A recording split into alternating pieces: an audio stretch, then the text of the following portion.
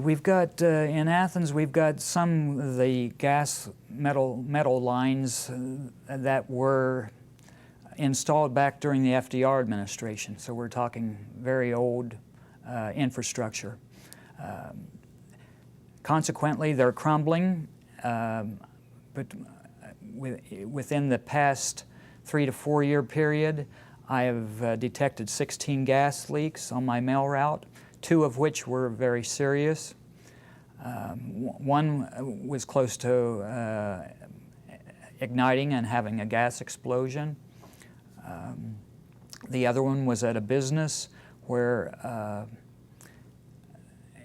it was not a gas leak per se. It was a situation where it involved natural gas, but what had happened was they had had some roofing work done there, and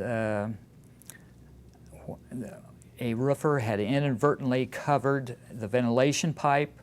All the noxious fumes were coming back down into the business.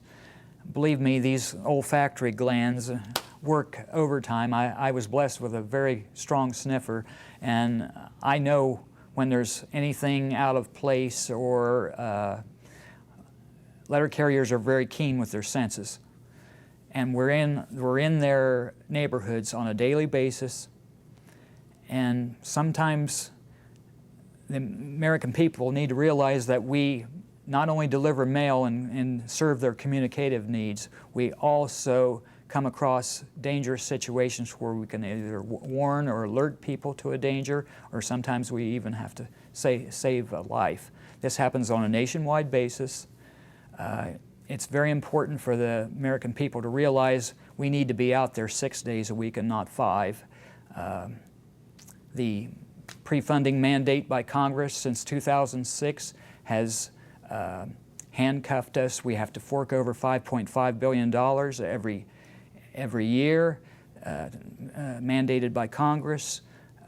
It's put us in the red ink. 85 to 90% of our red ink is because of having to turn over this revenue to Congress.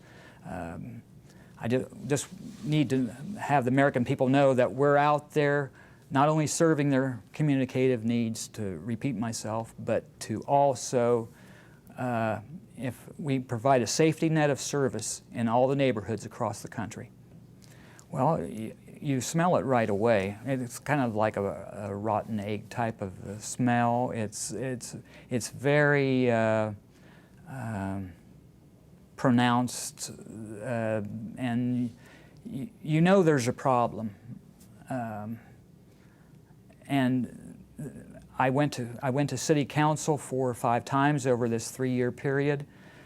I warned them about what all I was smelling and the dangers involved in it. Fortunately, I finally convinced, after 3 years of prodding, I convinced not only Columbia Gas, the multi-billion-dollar company that covers our natural gas needs in Athens, Ohio. I convinced them to do a project, a $1.2 million project, to replace over 17,000 feet of gas line. This happened back in the summer of 2011. I also got City Council to enact the carbon monoxide detector ordinance, which protects 5,400 rental properties in Athens.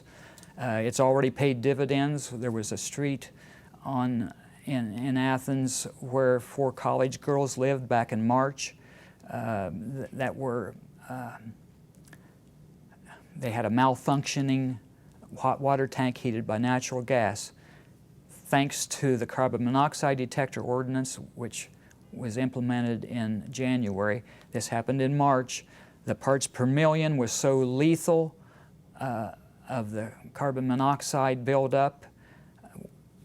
Thank God they had the carbon monoxide detector. It warned them. Carbon monoxide buildup. Thank God they had the carbon monoxide detector. It warned them. Had they not had the detector, they would have gone to sleep that night and they would not have awakened. They would have all been asphyxiated. So believe me, it's a very humbling experience to know you had a part in helping to prevent such a situation. Well, I can't speak for for others across the nation. In my particular case, I was blessed with parents that taught us, even as small children, that you are your brother's keeper. If you come across a dangerous situation and somebody needs help, you either try to help them yourself or you try to get help for them. Thank God that I've lived by that code, and as many other letter carriers across the nation have. What I have done, I don't feel, I'm a little uncomfortable with the title of a hero. I warned people about a problem, yes, I cared enough to do that, and it prevented some fatalities in the process, and I'm very proud and humbled by that. This has happened several times over my 24 and 3-month career with the Postal Service. I had saved an elderly man's life that was having a heart attack back in '97. I've even helped the police nab a fugitive that was running and trying to hide from them in my neighborhood when I was delivering the mail. I made a joke one time that it seems like I've done about everything there is to do except help a woman have a baby. I don't ever want to have to do that job. But it's just a situation where we're out there every day. We know when something out of the ordinary is happening. It's very important to have us there 6 days a week and not 5. Don't cut us back to 5. You're not only cutting our competitive advantage against other delivery companies, because they don't usually work on Saturday. We're out there 6 days a week. We're where the American people want us to be because, as I say, we provide a safety net of service for them as well as provide their communicative needs. And that's pretty much my feeling about this. So.